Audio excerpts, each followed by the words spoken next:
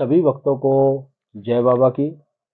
एक बार फिर मैं आप सभी भक्तों के समक्ष उपस्थित हुआ हूँ भक्ति सागर पंचद्वार बराड़ाधाम चैनल के माध्यम से। देखो, पाखंडियों की पोल मैं खोलता हूँ जो कि आपके जीवन में बहुत ही बड़े नुकसानदायक हैं, लेकिन हर पाखंडी की पोल नहीं खोल सकता। मेरे पास समय नहीं है। और कमेंट में कोई भी भक्त ये ना कहे कि गुरुजी इनके बारे में बताओ, ये कैसे हैं। क्योंकि मुझे दिख रहा है कि बहुत से लोग तैयार हो रहे हैं कमेंट करने के लिए जो आने वाली वीडियो है, और हर किसी के बारे में मैं नहीं बता सकता हूँ। मुझे अपना कार्य भी करना है, धर्म युग की स्थापना भी करनी है। वीडियो बनाने में मुझे ज़्यादा समय व्यस्त नहीं करना है। कम से कम वीडियो बनाऊंगा मैं, और जो आपके लिए आवश्यक होगी वही वीडियो आपके समक्ष आएगी। आपकी परेशानियों से संबंधित वीडियो आ सकती है कि आप अपनी परेशानियों से कैसे निकलें। चाहे किसी भी प्रकार की परेशानी हो, भूत प्रेत बाधा, बीमारी, लाइलाज बीमारी जिसका कोई इलाज ना हो, और जो आपके जीवन में अड़चने आती हैं, जैसे किसी भी प्रकार की अड़चने हो सकती हैं, पारिवारिक अड़चने हो सकती हैं, घर में परिवार में अनबन हो सकती है, या बाहर की दुनिया में कोई लड़ाई झगड़ा क्लेश लगा लो, आप किसी के साथ वाद विवाद हो जाए, या कोई मुकदमा का केस हो जाए, या नौकरी से संबंधित हो जाए, चाहे किसी भी प्रकार की उलझने हो, जो अड़चन होती है उसको उलझने ही कहते हैं। ये उलझनों में ही आती है। सिर्फ भूत प्रेत और बीमारी ये बहुत ही कठिनाइयों वाली होती है। अगर किसी को कोई बीमारी है जिसका कोई इलाज नहीं है तो इंसान का जीवन नरक हो जाता है। अगर कोई ऐसा भूत प्रेत है जिसने बीमारी बना रखी हो, और उसके साथ साथ उसके शरीर में हमेशा दर्द पीड़ा रहता हो, कोई कार्य करने की इच्छा ना करे, हमेशा दुखी रहे, परेशान रहे, तो चलता फिरता शरीर एक मृत शरीर के बराबर होता है। जीता तो है इंसान, लेकिन आस टूट चुकी होती है। और इस कलयुग में सभी प्राणी इसी प्रकार के हैं, इसीलिए इन पाखंडियों पे विश्वास करते हैं। और ये पाखंडी लोग हर तरह से लूट रहे हैं, साधारण इंसानों को बेवकूफ बना रहे हैं, उनको ठग रहे हैं। कोई कथा करके खुश करके ठग रहा है, कोई प्रवचन सुना के खुश करके ठग रहा है, कोई दरबार लगा के आपका समाधान निकाल के, और साथ में प्रवचन सुना के कहते हैं ना, जिस प्रकार ऑफर चल रहा था पहले कंपनियों के, बोरो प्लस पाउडर के साथ था एक के साथ एक फ्री, इसके साथ साथ उसका देकर अनेकों कंपनियों ने छूट दे दी कि एक के साथ एक फ्री। इसी प्रकार से हम इंसानों को ये धर्म गुरु, ये कथावाचक, ये प्रवचन सुनाने वाले, ये दरबार लगाने वाले ऑफर डबल देते हैं, लेकिन हमें मिलता कुछ नहीं है। कीमत दोनों की ले रहे हैं, लेकिन कीमत लेने के बाद भी नहीं मिलता है। कथावाचकों के पास, प्रवचन सुनाने वालों के पास लोग जाते हैं भगवान की तलाश में, कि हम एक बार भगवान से जुड़ जाएंगे, सत्य के मार्ग पर आ जाएंगे, तो आजीवन काल के लिए हमारी समस्याओं का समाधान हो जाएगा। इसी में आते हैं प्रेमानंद जी भी, प्रदीप मिश्रा भी, जितने भी कथावाचक हैं सभी लोग आते हैं। मैं हर किसी का नाम नहीं ले सकता, किस किस के नाम लूं।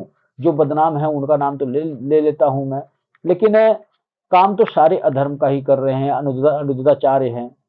अब इनको देख लो, इनको यही नहीं पता कि समाज के बीच में किस प्रकार से बोलना चाहिए। इनकी बातों को ही लोग कॉमेडी बना देते हैं, मजाक बना देते हैं। इनके शब्द ही ऐसे होते हैं। एक मंच पे खड़े होकर सिर्फ धर्म से संबंधित बात हम कर सकते हैं। हमें ये अधिकार मिलता है कि भगवान के नाम पर प्रवचन सुनाएं, तो सत्य सनातन धर्म के नियमों का पालन करते हुए। लेकिन आज तो सत्य तो हट गया है, और सत्य की जगह झूठ लग गया। इसीलिए सभी लोग यही कहते हैं, हमारा धर्म कौन सा है। किसी से भी आप पूछो कौन सा धर्म है तुम्हारा, तो अगर वो हिंदू है तो यही कहेगा मेरा धर्म सनातन धर्म है। सत्य का तो जिक्र भी नहीं करेगा। सत्य हट गया, सत्य की जगह झूठ लग गया, और जब झूठ लग गया तो इसी सनातन धर्म में अधर्म और पाप की कमाइयां कमाई जा रही हैं। जितने भी लोग हैं उच्च पद पे रहने वाले, वो सभी लोग भगवान के नाम का व्यापार कर रहे हैं, एक दुकान चला रहे हैं, एक बिजनेस बनाए हुए हैं, जहां पर भगवान बेचे जाते हैं पैसे से, और मुनाफा लिया जाता है। मतलब आज के समय में सभी लोग संत रामपाल से लेकर आसाराम बापू तक, प्रेमानंद तक, किस किस का नाम लूं मैं। धीरेन्द्र शास्त्री, देवकी नंदन, प्रदीप मिश्रा, अनिरुद्धाचार्य, करौली सरकार, पंडोखर सरकार, बहुत सारी संस्थाएं चल रही हैं। मैं गिनती नहीं करवा सकता, वीडियो ही नहीं खत्म होने की अगर गिनती करवाने लग जाऊं तो सब दुकान खोल रखे हैं, भगवान को बेच रहे हैं, एक विक्रेता बनकर बैठे हुए हैं और भक्त एक ग्राहक बन के जा रहा है। लेकिन कोई भी ये नहीं कह रहा है कि जाओ तुम अपने घर में अपने स्वयं की भक्ति करो, तुम्हें भगवान तुम्हारे घर में मिलेंगे, तुम्हारे मन के मंदिर में मिलेंगे। कभी कोई किसी ने ये नहीं कहा। क्यों नहीं कहा? ये सांसारिक गुरु हैं। सांसारिक गुरु संसार में रहने की प्रक्रिया ही सिखाएगा, वो भगवान से नहीं मिलवाएगा। भगवान से अगर कोई मिलवाएगा तो जो आध्यात्मिक गुरु होगा, जिसके 3 नियम होंगे, जो ये कहता हो कि स्वयं की भक्ति सर्वश्रेष्ठ भक्ति है और स्वयं की भक्ति स्वयं के घर में रहकर होती है और स्वयं भगवान को पाने के लिए अपने मन के मंदिर में तलाश करना होता है। मतलब अपने घर में रहकर स्वयं आप भक्ति करो और स्वयं भगवान को ढूंढने की कोशिश करो। भगवान आपको अपने अंदर ही मिलेंगे और जिस दिन आपको भगवान मिल गए तो उस दिन आपके सारे कार्य सिद्ध हो जाएंगे। ये कोई नहीं कहता है। सांसारिक गुरु कभी ये बात कह ही नहीं सकता, क्योंकि उसको स्वयं को नहीं पता है कि स्वयं की भक्ति का महत्व क्या होता है। क्योंकि जब उसने स्वयं की भक्ति ही नहीं की तो आपको ये मार्ग कहां से दिखाएगा? सांसारिक प्रक्रिया के सारे मार्ग दिखाएगा और आपको लूट कर खाएगा भगवान के नाम पर। इसीलिए तो मैं कहता हूं कि भगवान आज के समय में इन पाखंडियों के पास मिलते हैं, मंदिरों में रहे ही नहीं। जितने भी दिव्य मंदिर हैं वहां इंसान को जाने की आवश्यकता ही नहीं है। अगर कोई आज के समय में जा रहा है, सेल्फी ले रहा है, फोटो ले रहा है, वीडियो बना रहा है, इसीलिए तो धार्मिक स्थान पे जाने वालों की इतनी ज्यादा दुर्घटनाएं हो रही हैं। इस वक्त जो चल रहा है, आप लोग खुद देख रहे होंगे न्यूज में कि कोई भी ऐसा तीर्थ स्थल नहीं है जहां पर प्राकृतिक आपदाएं ना चल रही हो, जहां पर पहाड़ी ना खिसक रही हो, जहां पर बदल ना फट रहे हो, जहां पर एक विनाश की लीला कहानी ना लिखी जा रही हो। इसीलिए कि हम भगवान के पास नहीं जा रहे हैं, हम घूमने जा रहे हैं। हमारे मन में तो ये बस गया है कि हमारे भगवान तो हमारे गुरु जी के पास हैं। हम तो सिर्फ दर्शन का नाम देते हैं कि दर्शन करने जा रहे हैं। सत्य तो यही है कि हम घूमने जा रहे हैं। यही कारण है कि आज प्राकृतिक आपदाओं में सभी इंसान मर रहे हैं। अगर सच्चे आप भक्त होंगे, उस भगवान के पास जाएंगे, तो भगवान आपको कभी मौत की सजा नहीं देगा, कभी आपके प्राण किसी भी आपदा में नहीं जाएंगे। कार जल जा रही है, पूरा पूरा परिवार सदस्य आग के हवाले हो जा रहा है, लोग पानी में बह जा रहे हैं, जल प्रलय में जो बदल फट रहे हैं, अनेकों प्रक्रिया से लोगों के प्राण जा रहे हैं इन्हीं पाखंडियों की वजह से। और इन्हीं में से एक है देवकी नंदन जी, महापुरुष।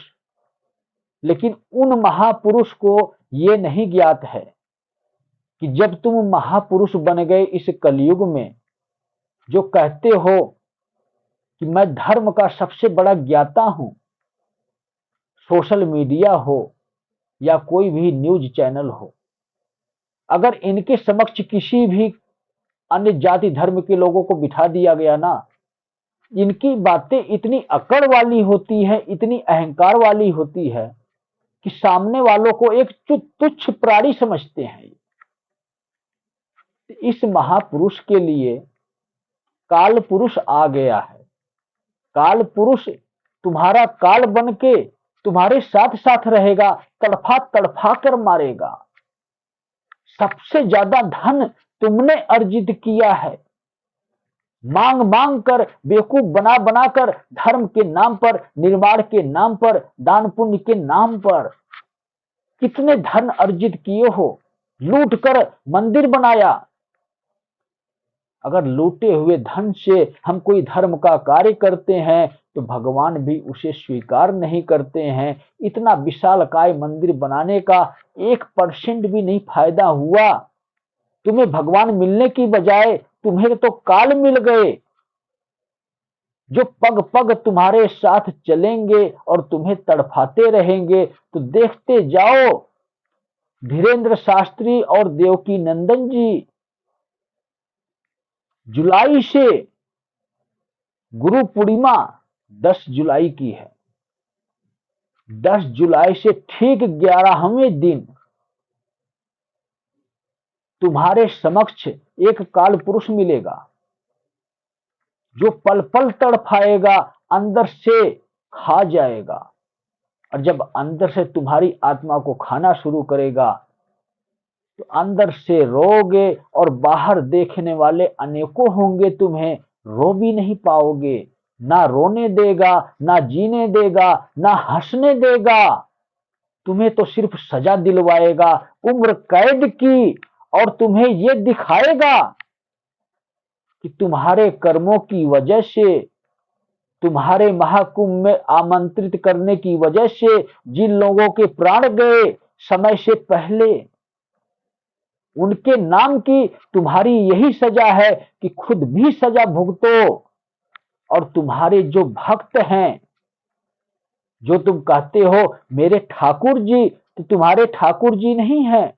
तुम स्वयं को क्या ठाकुर जी कहलाते हो कि मैं स्वयं ठाकुर जी हूं। और यहां तक भी सोशल मीडिया पर भी तुमने ये बयान दे दिया है कि अधर्मियों के लिए मैं ठाकुर जी हूं।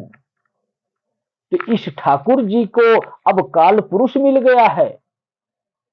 अब बुलाओ अपने ठाकुर जी को, तुम्हारे प्राणों की सुरक्षा करें। अब ये काल पुरुष नहीं छोड़ने वाला, एक एक का हिसाब लेगा। महाकुंभ में तुमने जितने नियमों का उल्लंघन करवाया, इन आम इंसानों से, पब्लिक से, जनता से, जिनकी आवश्यकता नहीं थी महाकुंभ में प्रवेश करने की, उनको भी समय से पहले बुलाया। सिर्फ किस लिए? मोक्ष दिलवाने के लिए। क्या कहा था? 100 योजन पृथ्वी का भ्रमण करने के बाद जो हमें नहीं मिलता है फल, वो फल महाकुंभ में मिलेगा।